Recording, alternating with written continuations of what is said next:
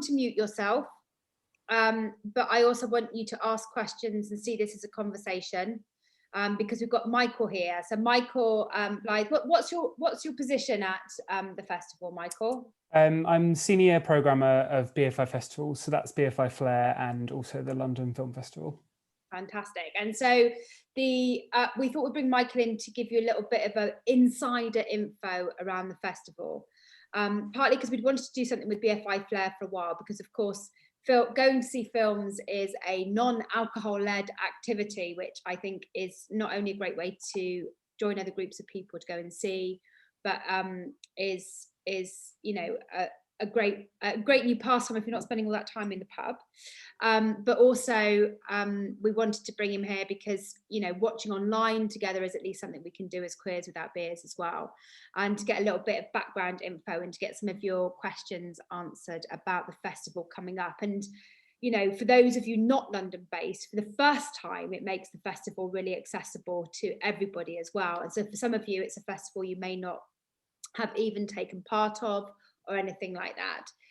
We had a little competition that went along with the launch of this event as well, which has been sponsored. We've got brands who are offering us drinks, and so Funkton, which is a new functional beer made by a wonderful friend of ours, is sponsoring this event. And should we actually just tell who won the competition now, Josh?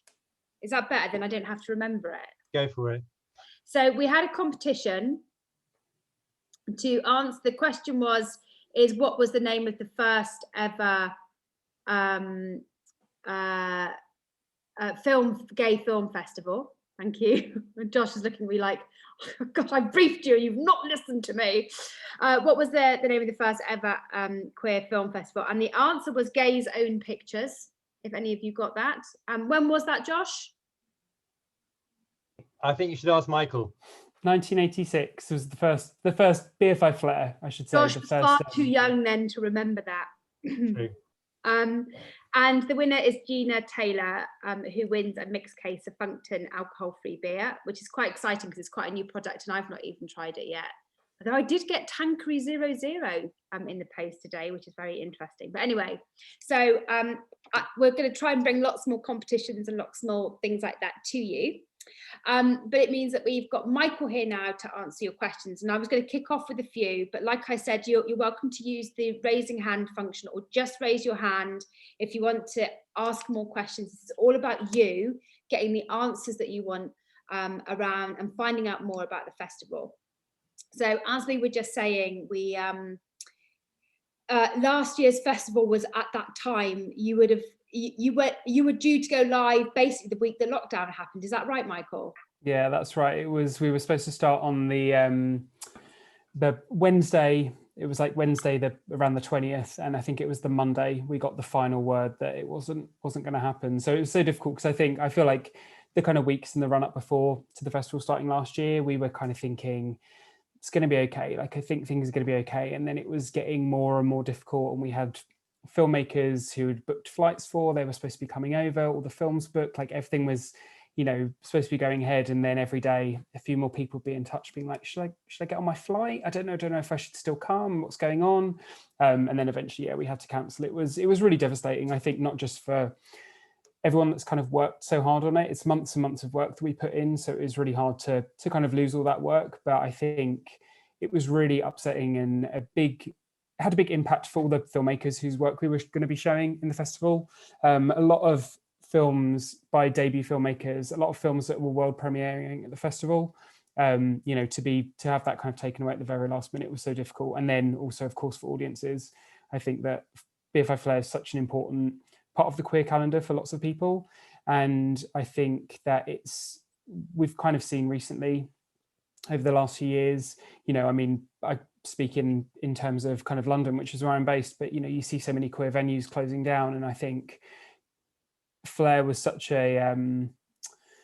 is so important in creating a queer space every year. You know, for 2 weeks of every year, BFI South Bank basically is transformed into like the best queer venue in London, and also the most mixed queer venue in London, I think, which is also, you know, something that's so important and so kind of vital about Flare, is how many different communities it brings together. So yeah, it was really upsetting to lose it, but we managed to, at the very last minute, kind of pivot online. So we had a very kind of last minute online version of the festival last year where we took 9 films from the programme and managed to get the rights to screen them online. And then we kind of gave ticket buyers the opportunity to either transfer their tickets to online ones.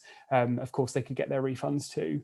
So, you know, we managed to put something together. But I think that last year when we cancelled and the few months afterwards, we kind of had no idea we'd be in a situation where, you know, 2021 would be back online. Yeah, and I guess it must change the whole of the way that you organise doing it online. But what are the opportunities that you think have come from doing it online? What's the exciting things that doing it this way has given you, do you think? I think there's like two, I think, really good things about it. And I think one of them we've already mentioned is that it makes the programme accessible throughout the UK. So, you know, festivals are obviously dependent on where you are. So what's been really great this year is when we announced the programme, we've had lots of people kind of tweeting, or people that have kind of got in touch and said this will be their first ever BFI Flare because they live outside of London. And, you know, that's, you know, the thing that we want to do more than anything, putting on a festival, is to find new audiences, to bring films to people that aren't having access to these films otherwise. So being able to go UK wide is super exciting. Also, having the festival online means that, you know, we have to run the festival on a fairly tight budget. So we have to kind of make a little bit of money go a long way. So normally we can only afford to bring a certain amount of filmmakers, to fly them over, to put them up in hotels while they're here. So in terms of the kind of Q&As, introductions, stuff that we have with the films, we usually have about half the programme with talent there. But this year, because we're doing online, we're doing recordings for all Q&As across the board. So basically all the feature films, all the short films will have filmmaker introductions and Q&As. So it kind of making sure that we replicate that festival experience online where people can engage and hear from filmmakers, but also being able to actually up the amount of Q&As that we can have in the festival. Do you think that in future years, when you go back to real world, you'll still keep some of this online element and be able to be far more relaxed about bringing people online and through video to people's homes? Yeah, definitely. I mean, I think it's one of those things, isn't it? Like once you have to completely restructure something, you know, we've essentially had to kind of dismantle Flare and put it back together again. I think once you've gone through that process, you can never then revert to what you did before. There's always things that are going to change. There's always things that you learn and things that you realize are kind of positives that come out of it. And I think the online and the access part of it is the big thing for us. You know, we're super excited that this year UK audiences can see the festival. Like, we'd never go back to a situation where it means that next year that access is completely gone. I don't think we'll be in a position moving forward that we'll be presenting the entire program online, but we'd definitely look at taking a kind of selection, like a kind of best of fest, which would be available to audiences throughout the UK. And the other thing as well, which is great about kind of screening online, is in terms of accessibility, it means that we can have audio description, closed captions for all the English language films across the programme, which is not something that we are often able to facilitate and make happen in terms of in-venue screenings. There's a lot of difficulty in terms of when we get materials, when films are finished, how incredibly, you know, ridiculously expensive it is to make accessible screenings in venues. So, you know, that aspect of accessibility is something that's, again, you know, we couldn't revert back to the much smaller amount of access that we were able to offer before. I mean, it's interesting, isn't it? That ability to do things online has always been there, but there's something about the fact that in a very scalable way, we've all learned to use the technology very quickly and understand how that can work in our favour, so that it makes the possibility of doing that you know, more viable, I think, in terms of audience take up. You know, who would have thought it? Yeah, exactly. Like quite a big behavioural shift. Yeah, I think, you know, it's like you can never replicate that kind of magic of going to the cinema. I think you can never replicate that feeling of being in a room full of people that are enjoying the same thing. You know, discussions that might happen afterwards, all those kind of things. So we've been thinking a lot about ways that we can try and make it feel like a festival. I think the thing that you never want to happen is that it just feels like a bunch of films are just available to stream, you know. So we do that, like, you know, as I was saying already, making sure that we've got Q&As. We're going to have some discussion moments during the festival. We're going to have a couple of kind of talk or screen talk type events. I'm going to be hosting a quiz during the festival. So there'll be different ways that people can engage, and hopefully people can find ways as well to talk to each other as part of the program. Because I think, again, it's like, the festival's more than just films. It's about community. It's about bringing people together. It's about bringing people together in one space and starting conversation. So, we just need to try and make sure that that is happening still online, and that, if people can just kind of get through this one, next year we'll be back at South Bank again. Yeah, I think it's that serendipity that I'm missing in my life, where you bump into people or you have a conversation with someone that turns into friendship. So, we talk about it being community, but in some respects it's serendipity, isn't it? And, yeah, absolutely. And recreating that online is tough, really, really tough. And so, yeah, there's some research to do on that in the future. So you've worked hard to bring us a program that's really exciting, and you've got some community stuff happening around it. So at least there might be some touch points. Let's just see for whom would this be the first Flare Festival? Yeah, I can see it. I know at least 2 of those people are outside of London. So so Alex, where are you based? Oh, wait a minute, you're on mute. You can unmute yourself. No, you can't. I know, Jen, are you still in Manchester? And Sally, are you still in Weston-super-Mare? Or Bristol area? Yeah. And Alex is, go on, Alex. I'm down in Devon. Oh, excellent. Brilliant. So yeah, so excellent. So this is it. This is now the UK-wide audience in a microcosm here today. And I know there's some old hands at the festival here. So I know Lucy's been to lots of things, and Michael's in Bristol. So maybe they might be able to share some tips from what they know about the festival as we go along. But let's just talk about the highlights. So you've split the festival into themes. You've got heart, body, mind, and you've also got some shorts. Do you want to take us maybe through each of those? The heart one's got more snogging in than you can shake a stick at, basically.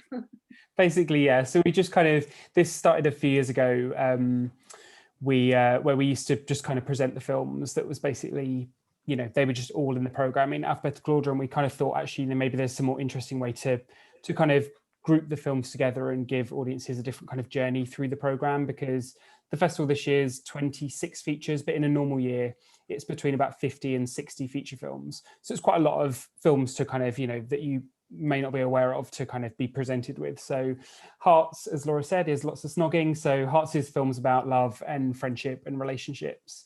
The films that are in the body strand are about sex and identity and transformation. And then the films in the mind strands are about art and politics and community. So, we kind of find that actually it's quite good fun kind of working out where the films might be, grouping those films together and seeing little kind of themes that come out of those sections. And then, as Laura said, we've got all the shorts as well. So this year what we're doing, because we are online, so we have an opportunity to make sure as well that we have free content available for audiences in a different way than we might be able to do in venue. So all the short films are going to be free access this year. So there's around just under 40 shorts available. So for the duration of the festival, that's from the 17th to the 28th of March.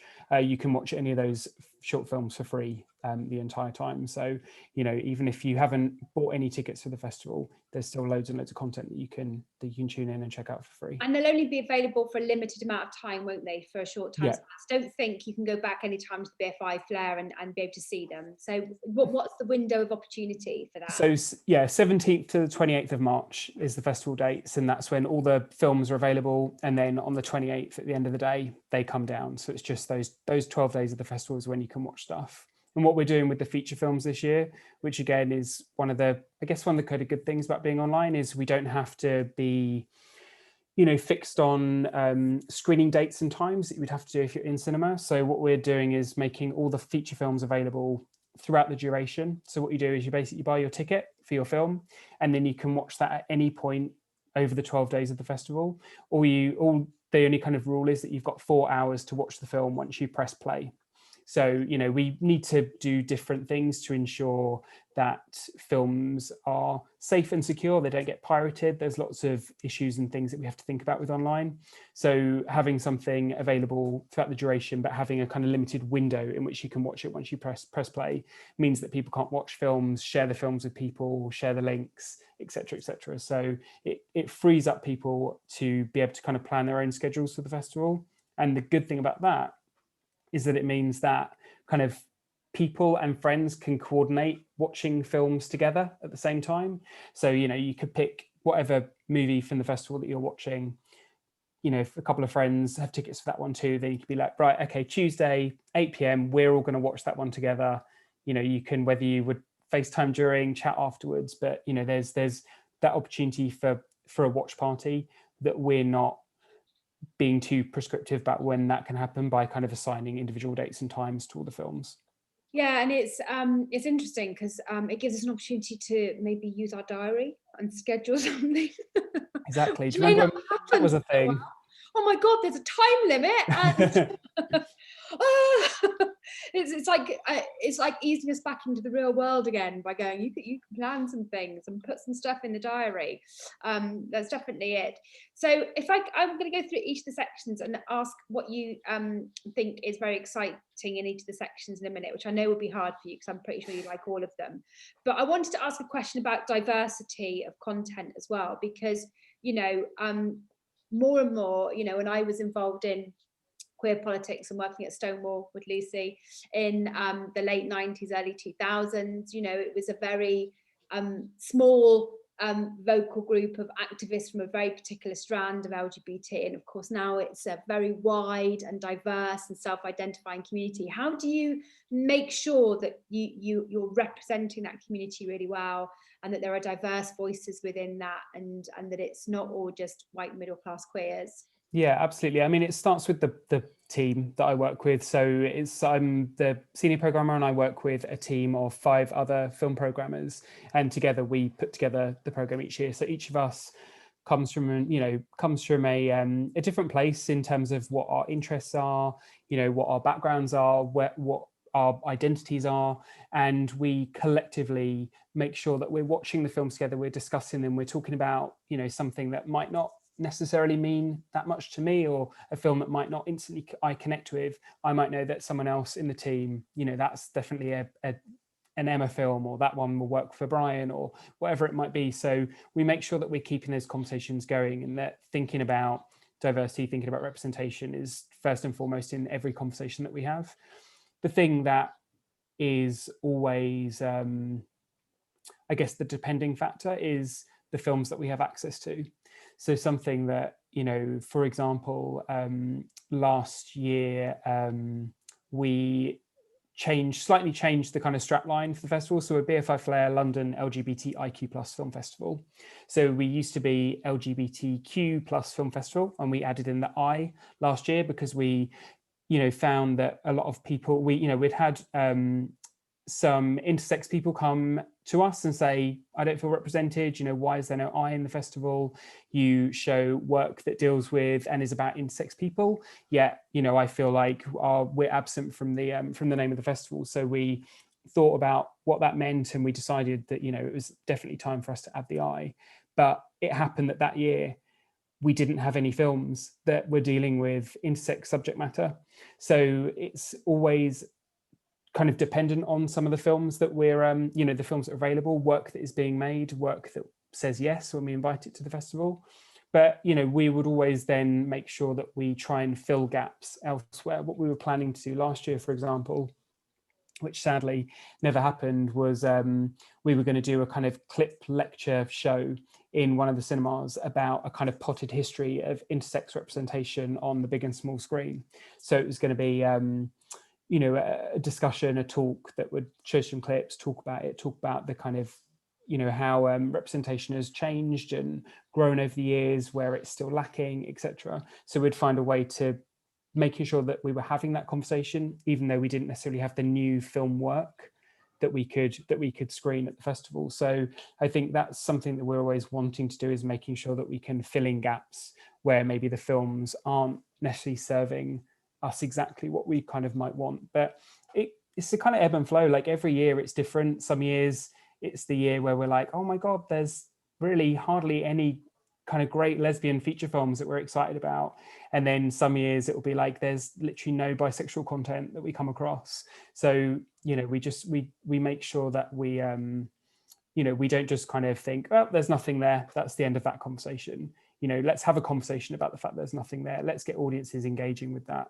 Let's make sure that everyone knows that we are thinking about those things, and hopefully through that all audiences can feel represented and feel like the festival is for them. Cool.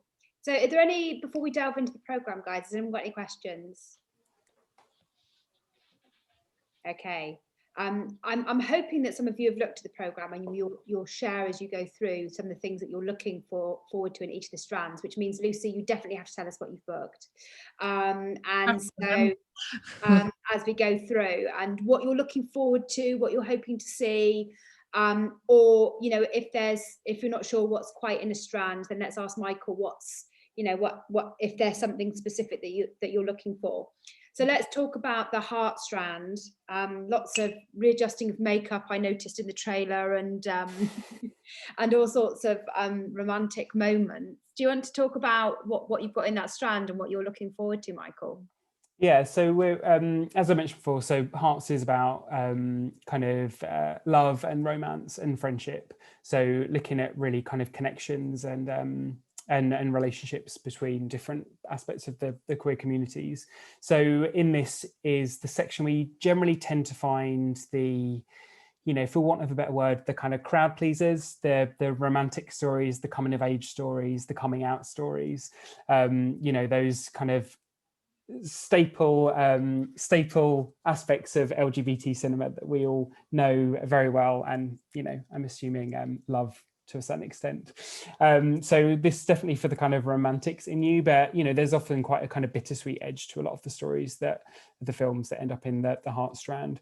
So just to give you a couple of highlights that we've got in the hearts strand this year. So we've got a film called Firebird, which is one of the world premieres that we have in the festival this year. It's a UK production, but set in the kind of Cold War era in the Soviet Air Force, and which is a story of a kind of love triangle between two men and a woman, and it kind of unfolds in a very dramatic and, you know, sometimes tragic way. It's a really beautiful film, kind of big, sweeping, romantic film that's one of my favorites in the program this year. It's a debut feature from a director called Peter Raban.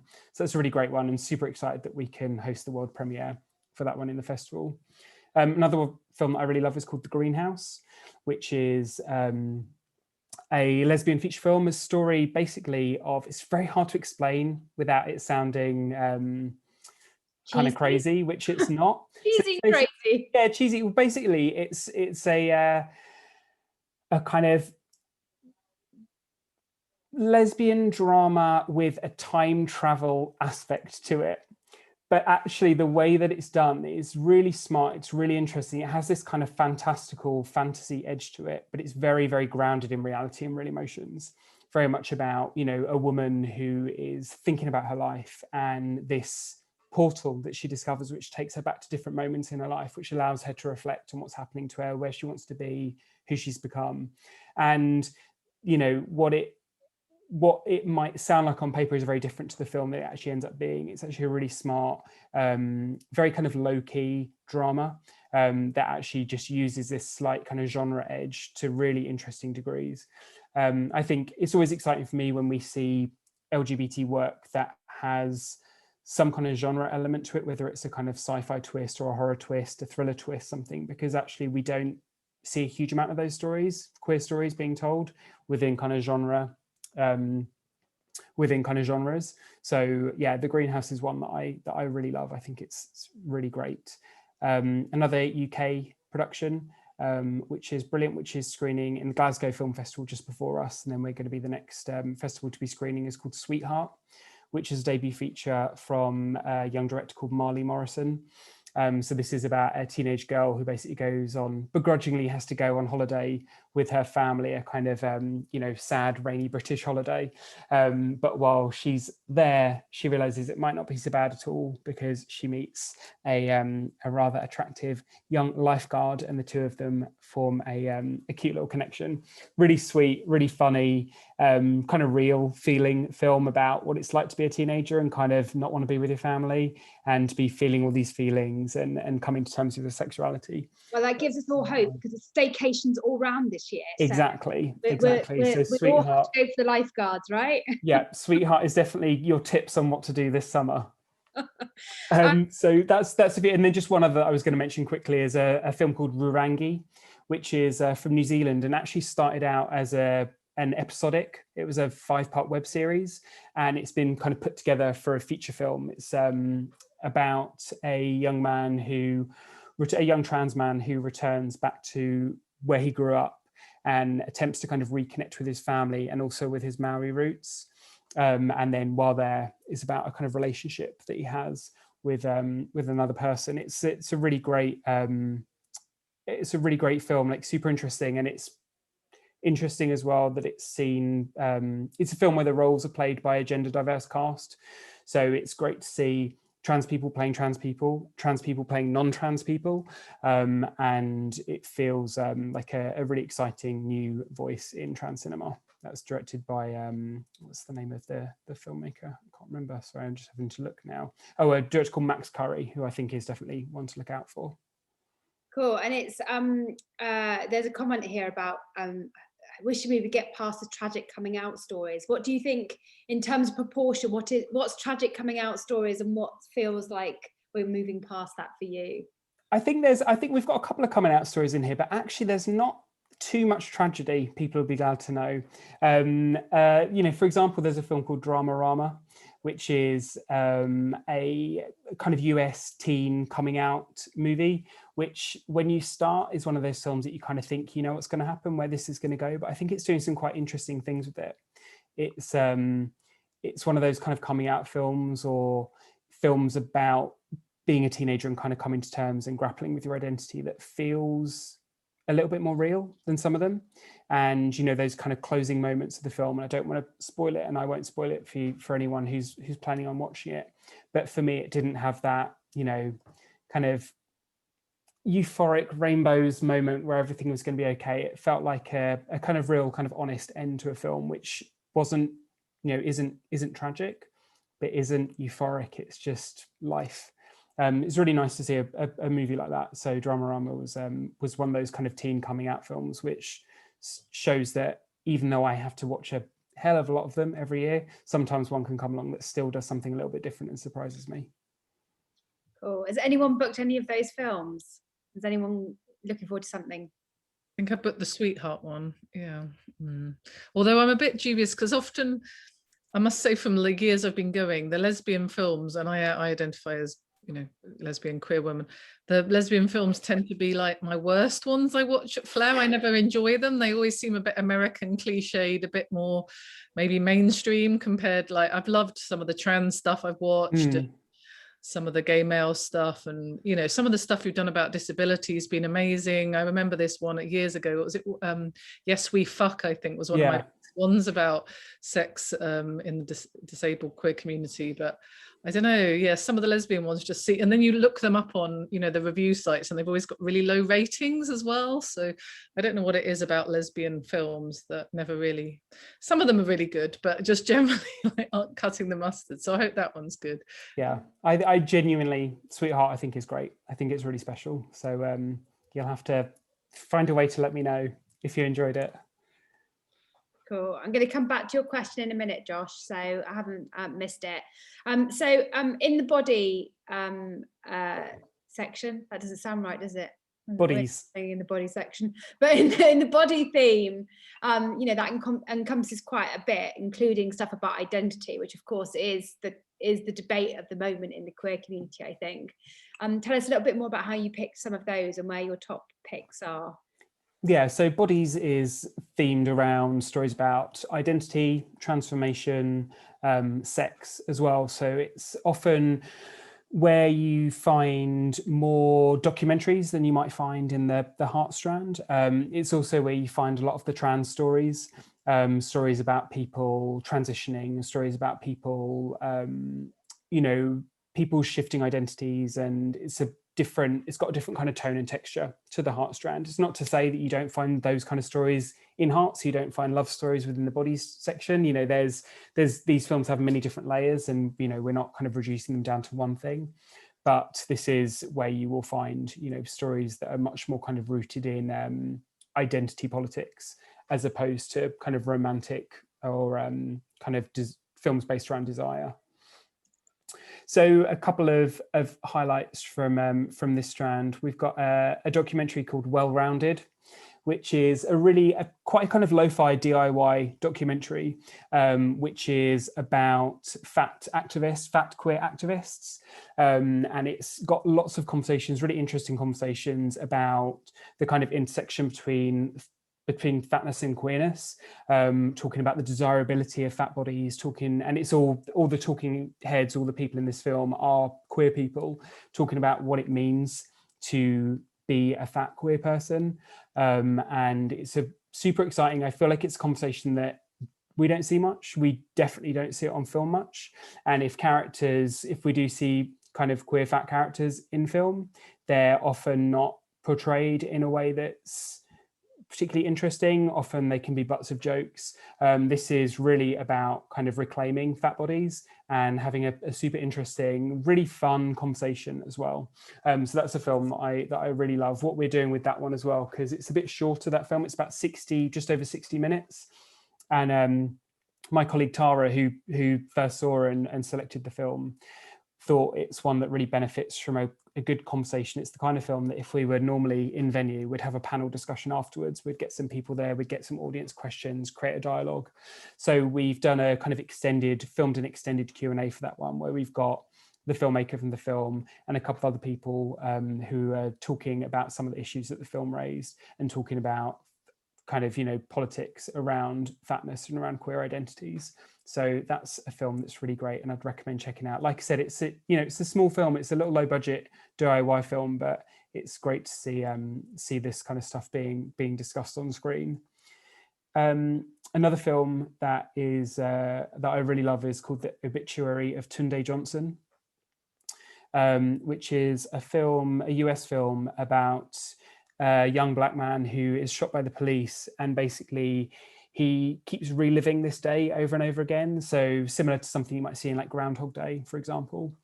But this is doing something quite different with why he keeps reliving this day, which is, you know, I won't tell you too much about it, because I think, you know, it's a film that speaks for itself, and I wouldn't want to spoil it for you. But of course, you know, it's a very important film at the moment. It's tapping into a lot of very live conversations that are happening, and interesting to see this being talked about in terms of queerness and queer identities as well. So The Obituary of Tunde Johnson is a really interesting, quite a challenging and difficult watch, but an incredibly rewarding one as well. I just realising how difficult it is to talk about films and not give spoilers. It's terrible. Yeah, exactly. Just kind of saying lots of times, oh, it's really good, it's really interesting, but no, it's watch it. really wonderful film. If people are, that one's, as I said, is you know, quite a difficult, challenging watch. For anyone who wants something a bit lighter, we've got a film called Jump Darling, which is a film about a young drag queen who goes to stay with his elderly grandmother, and the kind of odd couple friendship that they form. It's a real laugh. It's such a great film, and it is the grandmother is played by Cloris Leachman, who I don't know if anyone who died recently. She was kind of in her 90s. She won an Oscar back in the day for her role in The Last Picture Show. Wonderful, much loved actress. This is her final screen performance, and what a way to go out. She was a long-standing LGBTQ+ ally, friend of the community. So can't think of a better testament to a wonderful legacy than Jump Darling for Cloris Leachman. So check that out. You'll be charm the socks off you. Yeah, that's just a kind of few of the films that we've got in bodies. Lots of docs as well we've got here in the body strand. Colours of Toby, Hungarian documentary about a a non-binary teenager, and the kind of relationship they have with their family and their family understanding about their identity. A film called I Am Samuel, which is a Kenyan documentary about two men in a relationship and the kind of the difficulties that they really face in Kenya being gay and being in a queer relationship. A film called No Ordinary Man, which is a documentary about the jazz musician Billy Tipton, who was a real kind of pioneering trans figure in music. Yeah, I think it's really interesting because the documentaries are, can often be the most challenging, and sometimes I want to steer away from them because because I'm such an activator, I always want to do something, and I feel very powerless at not being able to do anything, and seeing things that go wrong, I sometimes have to avoid it, and then I realize that I'm avoiding life altogether, and I need to make myself watch more documentaries.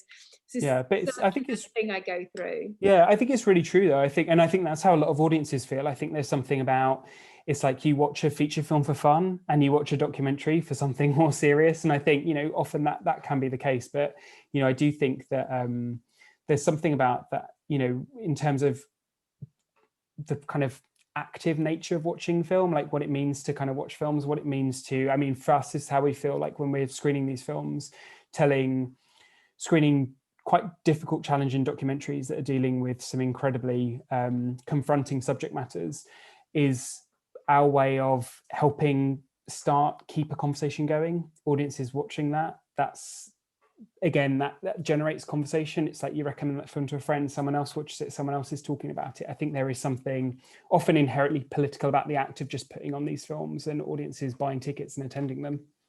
Yeah, no, definitely, and it's definitely good to remind yourself that you do still need to be challenged, even though it's we're in difficult times. There's still other stuff going on. Cool. Who's watching anything in the body? Where are you? Where are you on that one, Lucy? I've got tickets for the fat and queer one, so I'm not very good at remembering names, but yeah, that one. And there's an AIDS one, isn't there? A sort of AIDS. I should get this out, really, shouldn't I? But yeah, I think that one is in the Minds Run, maybe AIDS. Oh, sorry, the Legend of Connie Norman. Yeah, that's right. Yeah. I'm too soon, Lucy. Sorry, go on, carry on with. Right. Cool. So again, have a look, guys. There's tons in there, and I don't know what to pick in that section. So if we go on to the Mind section, so Lucy's talked already about the one that's got an HIV theme, which is also a really interesting debate right now after the TV that's been on over the last few months. Do you want to tell us a little bit about what you're excited about there? Yeah, sure. So Minds is films around art, politics, and community. So again, this is a section where you find a lot of documentaries, a lot of kind of portraits of queer people, and a theme that's throughout the whole program this year is stories of real LGBT figures, whether that's in documentary form or in feature biopics. We see lots of stories about queer icons, some well-known and some lesser well-known, whose stories are being told through film. So one of those people is Connie Norman, who's featured in the film AIDS Diva, The Legend of Connie Norman, which is a documentary about, she was a trans ACT UP organizer, was known for kind of fierce resistance against both transphobia, but also in terms of the AIDS virus. I think we don't see enough stories about trans people and AIDS, trans people who are really on the forefront in kind of fighting AIDS, in talking about AIDS, and getting the word out there, in protesting. I think, so many stories around AIDS are focused on men and male stories. So it's great to that we see Connie Norman being given this this film that's about her, and it's a portrait of an extraordinary, incredible woman who I didn't know about before I saw this film, and subsequently since did that thing where you finish watching, then you spend 5 hours just googling and reading everything you can about them. But that's a really wonderful film. Another one that's a portrait of a really inspirational queer figure who I didn't know before I watched this film is Mama Gloria, which is about Gloria Allen, who is a trans woman of color who basically who was a kind of activist throughout her life, and now runs a kind of community center for young trans youth. a super inspiring story. She's just an amazing person. Like, she's great company to spend an hour and a half with, super inspiring, and, you know, a figure that deserves to be, you know, much better known within the kind of queer communities than she is. You know, other than the kind of documentaries we've got a couple of really great feature films, as I mentioned, kind of biopics about real life figures. Enfant Terrible is a biopic about Rainer Werner Fassbinder, the German filmmaker who was very prolific through the 70s, made films like The Bitter Tears of Petra von Kant, Fox and His Friends, Corel, Fear Eats the Soul. It's a film about him, which isn't so much a kind of history lesson in what he made or what he kind of created as an artist. It's more about him, the man behind the camera, who was actually a very problematic, difficult and quite abusive figure. Very interesting story about a man basically kind of driven by addiction and ego and some of the damage that he caused along the way.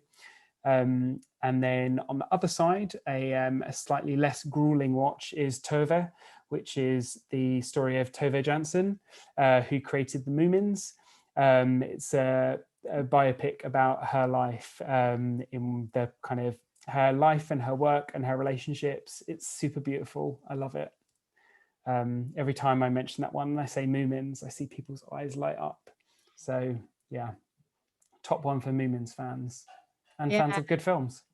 Yeah, and how political the Moomins is, and how the Moomins is actually a big diversity story in lots of cases, and you can see where that's all come from when you learn about her. So yeah, it's really exciting.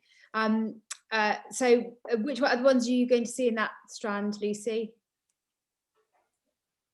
Are there any others? You're going to that one, aren't you? Quite a few, yeah. I've got that, the Tove Jansson one, and the the Cured, Rebel Dykes, and the AIDS Diva one. Yeah. So. Yeah, Rebel Dykes is great. Rebel Dykes is a UK documentary. This is going to be a world premiere as well. So Flare audiences will be the first audiences in the world to see this, which is a UK doc about kind of post-punk lesbian culture in London in the 1980s. It's super exciting to have that one in the festival, because back in 2016, I think it was 5 years ago, we did a work in progress screening of some footage from the documentary back when they were, you know, only a little bit of the way into making it. And, you know, they've been working hard 5, 6, I think 7 years in the making, this documentary's been. So it's super cool that it's finally made and we get to world premiere it. So it feels like the right home for it, considering we did the work in progress screening back in the day. And now we're here with the final full feature. It's a lot of fun, riotous, rousing, brilliant. Cool. And, you know, overall, in terms of the films that you've got, how did COVID influence anything that you, apart from, you know, the availability of being able to show which films you were able to show online, are there any other ways that COVID has influenced your programming? I mean, to be honest, the main way that it's influenced it is that we've had to be a lot smaller. So we're about half the size the festival would normally be, both across features and short films. So yeah, that's been the biggest kind of hurdle, I guess, that we've had to come across. We had a really difficult discussion earlier in the year where we thought there was a lot of films that we'd invited and that were planned to screen in the 2020 festival that didn't go ahead. And we were kind of battling with ourselves whether or not to re-invite some of those films, to show some of those films from last year in this year's festival.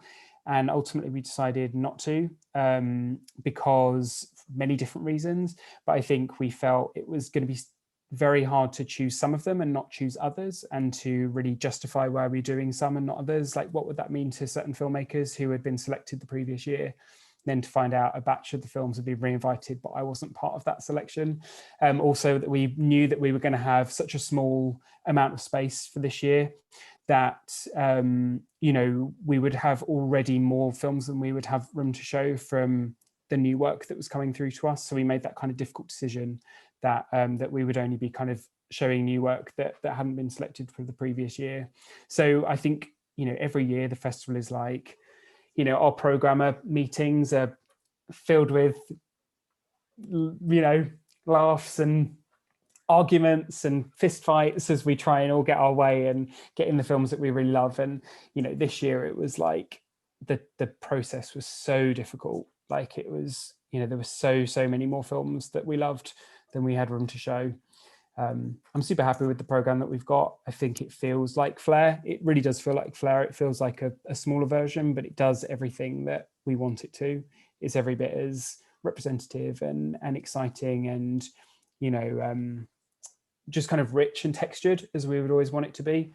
But sadly, the just state of how things have been going at the moment just meant that it's had to be a lot smaller. It would be amazing to hear the feedback from audiences that don't normally get to go as well, and that's a testament to the change in reach.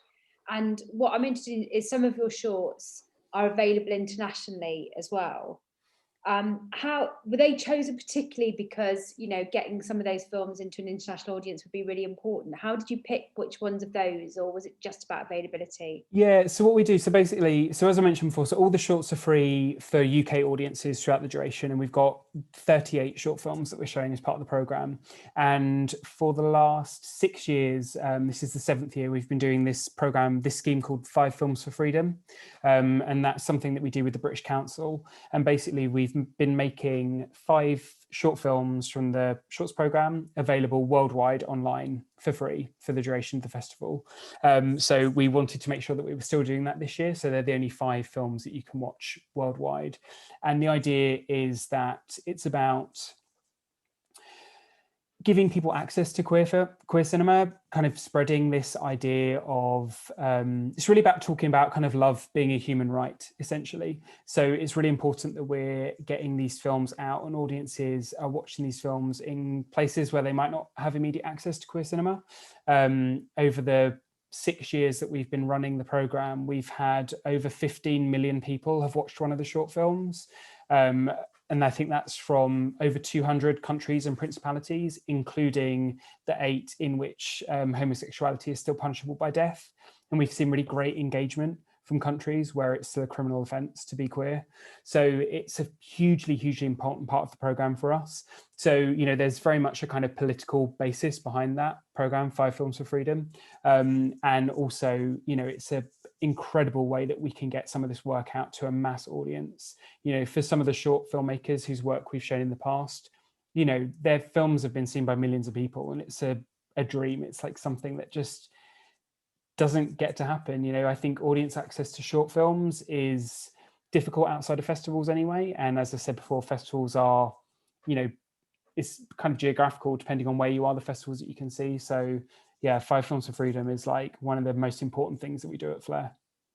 Are there any countries that actually ban that streaming? Have they managed to ban it? No, we haven't had that. We haven't had any countries where it's been kind of banned. I think, from what I understand, there's been, I think people have had to, be cautious when they've been watching some of the content.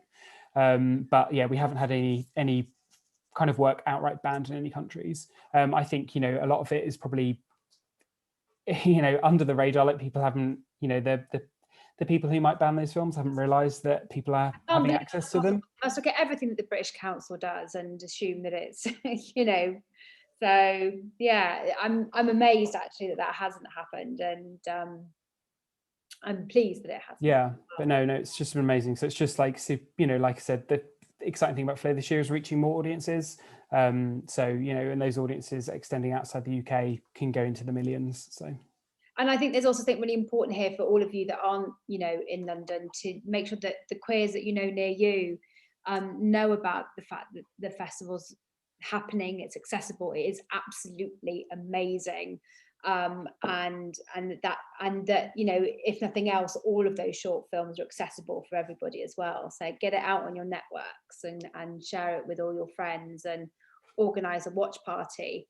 Now, who's successfully organised a watch party during this lockdown? Apart from Lucy making me watch a musical. I didn't realise it was going to be a musical. What musical was it? I'm sure it was lovely, but I'm not really into musicals. What even was it? I can't remember now. The house that, what's it? This, my house, our house, something house. Anyway, I don't know. Oh, I can't even remember now. I'm not into musicals. Okay. But you know, who's run a successful watch party? How do we do it, guys? I have. Yeah, I think. Okay, John, tell us how. So we organised one for It's a Sin on Channel 4. I did a load of research beforehand to see if there was a way of synchronising it up.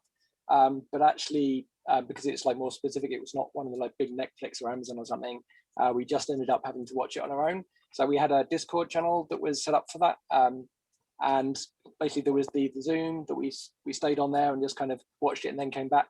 And I allowed a few extra minutes each time for people to come in, because not everybody's going to start at exactly the same time. You know, like try and have people, ask them to set it up, get ready to go, and then, you know, so we're at least starting within a few minutes of each other, hopefully. You know, but there's always going to be people who have to pause and maybe handle something else, or somebody comes to the door or something, or stuff like that. So yeah, that sort of ends up in a 50-minute episode. It ended up with people coming back, kind of maybe taking an hour or so, and by the time you've chatted about it in between.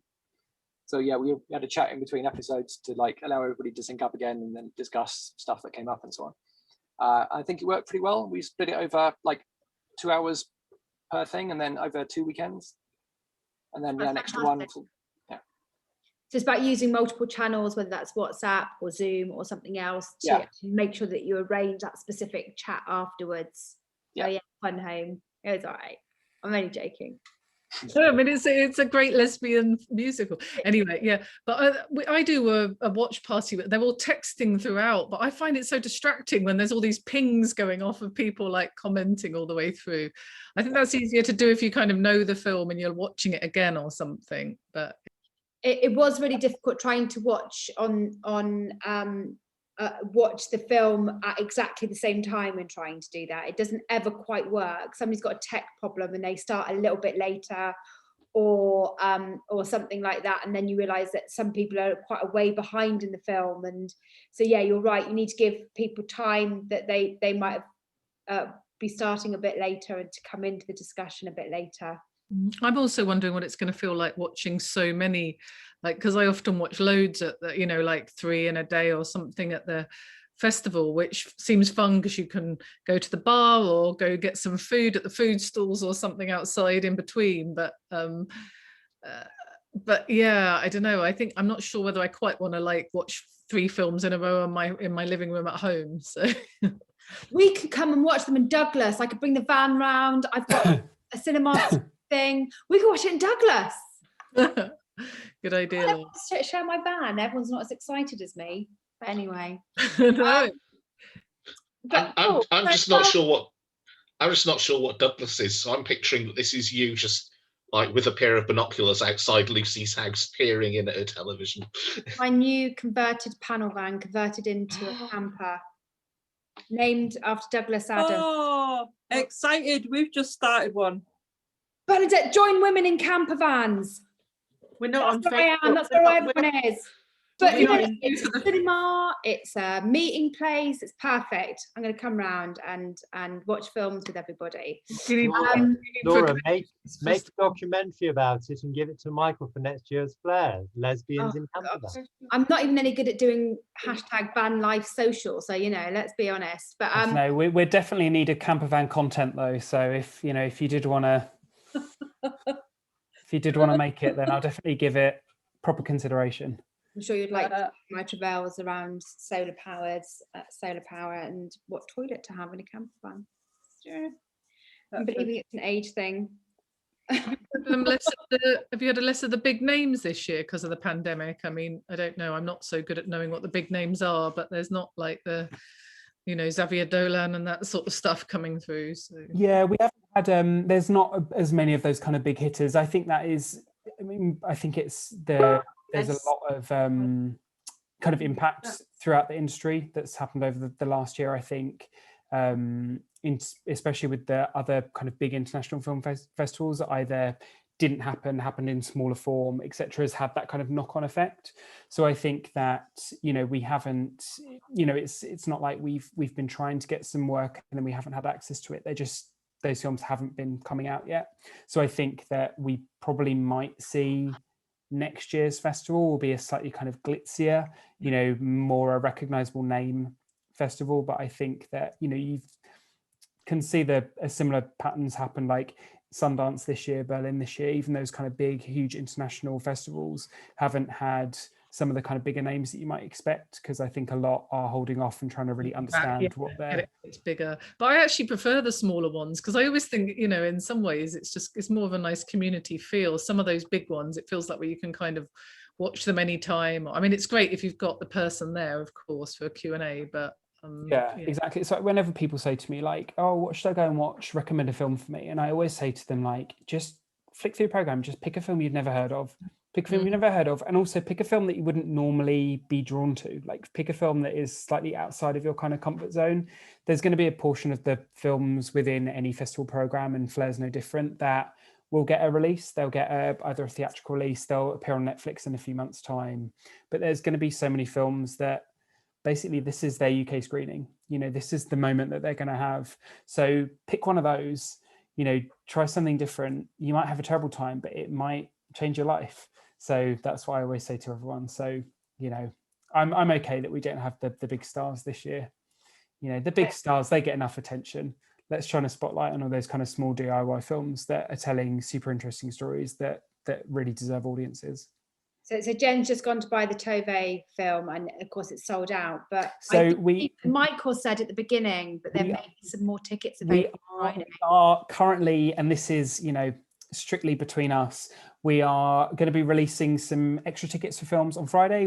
The ticket sales have been great. We've been super happy, and it's been so exciting that people have been engaged with the festival, and that they're here and they're supporting us as they always do. And several films have sold out, so we're just in the process of negotiating extra tickets on those. I think there's sometimes an assumption that because we're online, there could be unlimited views that we have on films, but it's not the case. Every film has to go through a negotiation with rights holders who, you know, would invariably only want a certain amount of tickets available to sell for their films, because they would have plans for the film, you know, after the festival screenings, and they would want to make sure that they're not basically using up, you know, all that moment kind of happens and everyone sees the film, then they want to kind of hold back some interests. They want to be able to make money from the film, etc., etc. So the kind of online festival basic functions in the same way that you would a venue. There's a certain amount of tickets that you can sell, and once they're sold out, they're gone. But unlike a venue, once they're sold out, you can add in more seats to an online screening. So Tove is one of the one that we're working on at the moment, and we're feeling very hopeful that we'll have more tickets for that released on Friday. Refresh all of Friday, Jen. So check Friday. Check Saturday. If you follow BFI Flare on Twitter or on Instagram, we'll be tweeting as well and kind of putting out information about extras, tickets for screenings, what those films are and when they will go on sale. But I'm feeling 99% sure that Tove will be one that we'll be adding tickets for at the end of the week. And don't forget, you know, if there's a film you like, the director will have a website, there'll be information somewhere so you can work out where they come next. So just because they're not at Flare doesn't mean you should give up on the film. There'll be somewhere else to watch it. There's another question which says, as curator, when you're watching a film to review it for inclusion, do you watch it in a cinema setting? And did you do that this year? Sometimes I do, depends. We watch films in lots of different ways. So sometimes we have screenings set up for us, and sometimes it's just a link and you watch a film on your laptop. So there's lots of different ways that you watch films. No screenings, no proper theatre screenings this year, sadly. So everything was at home. I've been what's your amazing home cinema setup then, if you're a film buff? I've got a pretty big TV that I spent way more money than I ever should have. So, you know, it's a pretty, I've got a big sofa and a big TV, so it's a nice setup. And obviously I've got my wall of films behind me. So I don't have a TV, but I've got a Nebula projector, which is the size of a Coke can, which we project on the end of the bedroom wall. But I have realised after watching people's high-res televisions that it's a really low-res picture. Because when I watch now all of the new TVs, it's like, it makes my head hurt. The resolution's so good. Well, maybe it's time to upgrade. I've never owned a proper TV. I have another question about that, what we've just been talking about. So you watched things online this year. Did you watch things online past years as well? Or mostly, or at all? Yeah, most of the ways that we watch films is we have links. So we basically get access to the films that we consider for BFI Flare in lots of different ways. We have an open submission policy, so anyone can send a film to us. If you've made a film, you send it to us, it's free to submit, and we will watch all the films that are sent to us. And they're all sent to us with viewing links. So there'll be private links on Vimeo, for example, with a password that we have access to. We will work with sales agents, distributors, with filmmakers, producers, again, who send us their work. And I'd say for BFI Flare, 95, 96% of the work that we look at is via online links, which are kind of password protected and kind of private for us. So that's the how we watch most of the work, which is great. I mean, back in the day, I've been working on the festival for like 15 years now, which is kind of crazy. But when I first started, and I started as like a kind of office assistant, and we used to get DVDs sent to us, and every day, like, you know, the kind of end section of programming, when the last couple of weeks before we'd lock the program, every day, like the mail people would come in with literally like 3 or 4 huge sacks of DVDs, and I would be the person to go through them, look at them, type in what each one was. So yeah, a world with online links is much better and much more environmentally friendly. And who are your progressive sponsors this year? Who should we be giving our business to? So this year our sponsors are, so we're working with the Mayfair Hotel, our sponsors, American Airlines, although we can't actually fly over any guests. And great, 2 industries that are completely flawed at the minute: airlines and hotels. Exactly. Netflix are a sponsor with us this year. We have various different in-kind sponsors as well, who we're working with, who will donate various things. Conditor, if anyone knows Conditor, who make delicious cakes and delicious things, who always make us, usually make us a big, beautiful cake for our launch, which they weren't able to do this year, but they did make some little ones, which were sent out to some special guests. So a few people were very lucky this year and got a flare cake in the post still. Well, actually, it's great to see that those sponsors are still on board, bearing in mind nearly every one of those industries has been closed for so much. Yeah, exactly. So, you know, it's going to be a tough time for sponsorship in the future. And so it's great that they're still there. Have people any questions? Come on. Is there going to be any dance parties? Club Carly is always my favourite of the festival. But yeah. We're trying to kind of work out if we can do something. We're going to do some kind of playlists, you know, make sure that we've got some stuff like kind of film themed playlists, or some playlists recommended by filmmakers of maybe music that inspired them when they were making their films. And we are still possibly maybe doing a kind of live stream thing, and Club Carly was actually one of the top names on our list because everyone loves the Club Carly night. I have to say, Morning Gloryville have totally nailed the online rave over lockdown as well, aren't they? And Queer House Party's been brilliant as well, haven't they? So, but yeah. Yeah, Queer House Party has been making it on BBC recently, I think. Oh, I hadn't seen that. Cool. Great. Yeah. Anyone else got questions or top tips for other people? I'd like to ask, I live in Bristol, and there's a great art house cinema in Bristol called The Watershed. And I think a couple of years ago, I think I probably first encountered Flare. There was a few Flare films shown at The Watershed, because they do a sort of a queer season a couple of times a year. And I just wondered, you know, from next year onwards, are you planning to show some of these films, you know, outside of London?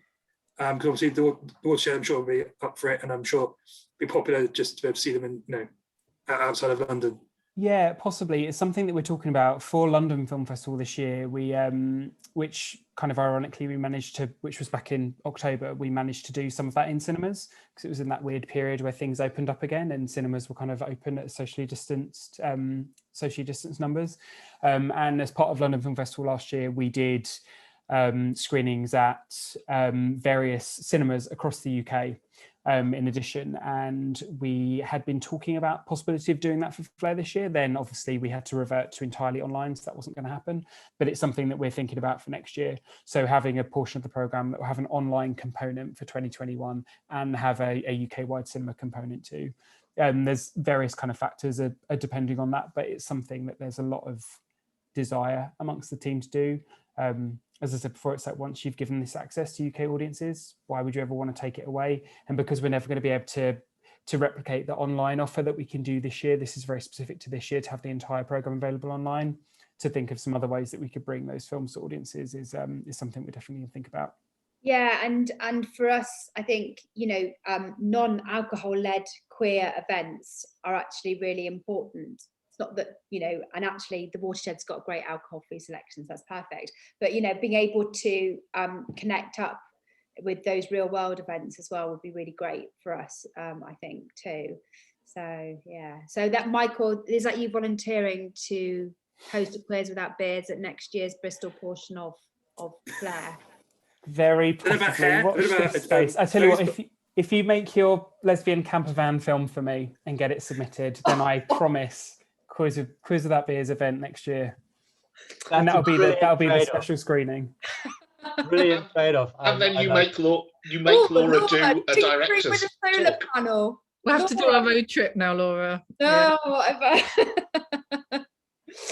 South Bank Surfing, the lesbian meetup started at the festival as well, didn't it? I think so. Yeah, it did, and then it got so huge. There was like, we were like, I think it was like the last Thursday of every month or something, and it would just be like you'd walk in, it was like Flare was happening. It was like literally just the whole South Bank was just overrun with lesbians. It was incredible.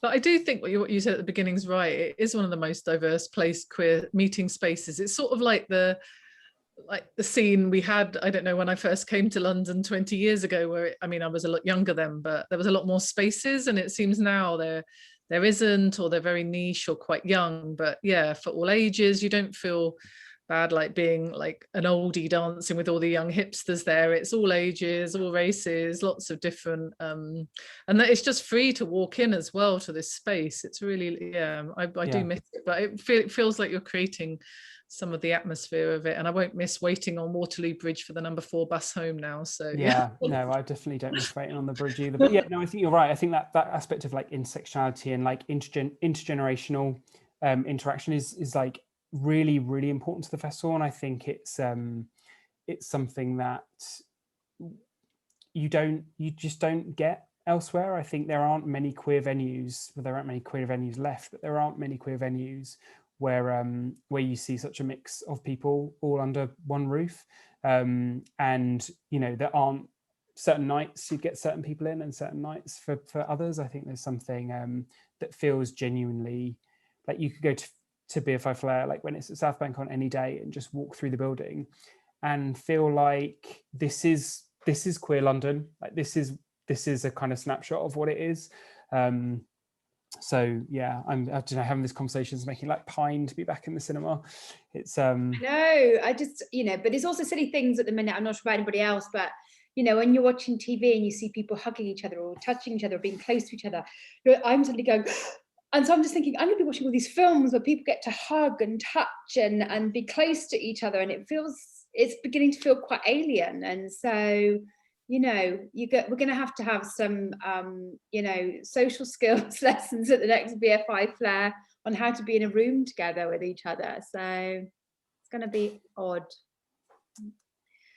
Cool. Well, if that's all of the questions, I wanted to thank Michael for coming along. We're actually going to share the recording of this session, which will only be his and mine speaking with the whole of the Queers Without Beers community, which, if you don't know, is over 4,000 people, and we're trying to work out how to make Queers Without Beers work in the longer term. I've put the link to Funkton beer there so that you can check it out. It's really interesting. It's made by Zoe, and she's given away the prize for this evening. And we'll keep you posted. What's coming up, Josh, for Queers Without Beers? Potentially April Bunnies Bingo. It's gone from highbrow to lowbrow. But then we've got amazing collaboration going on over Pride season. We are working with Wise Ben Bartender and Vinery, and we are creating 3 alcohol-free cocktails inspired by various LGBTIQ plus celebrities, icons, and they're going to be in a box with instructions, and then we're going to have an event where you can make these cocktails with the mixologist present. So that's the most exciting Pride one we get going on at the moment. I just have to let you know that the names have all been made up by Josh. I take no responsibility for all the names. And that's a complete and utter lie, I'd just like to say, but there we go. Anyway, fantastic. Thank you so much for your time this evening, Michael. We really do appreciate it. Can everyone thank Michael? And guys, you're free to go, but if you want to hang around and chat a little bit more, Michael, you're free to go now. And yeah, thank you for this evening's Quiz About Beers, everyone. Thank you very much. Bye, everyone. Thank you. Bye. Thank See you you for soon. you, Lucy. Great to see you. What was that? Thank you for what? Letting me pick on you. Oh, I don't mind. I get excited. I was yeah, I think he's one of the best programmers there, actually. I really enjoy his stuff. So yeah, just sad not to be. Anyway, Laura, we'll have to pick something to watch together. Yeah. No, I will. I'll come and park outside your house in the van. I'll give you my list. Yeah. Cool. All right, everybody. Thank you so much for coming along. Take care, everyone. Bye. Nice Bye. to see you.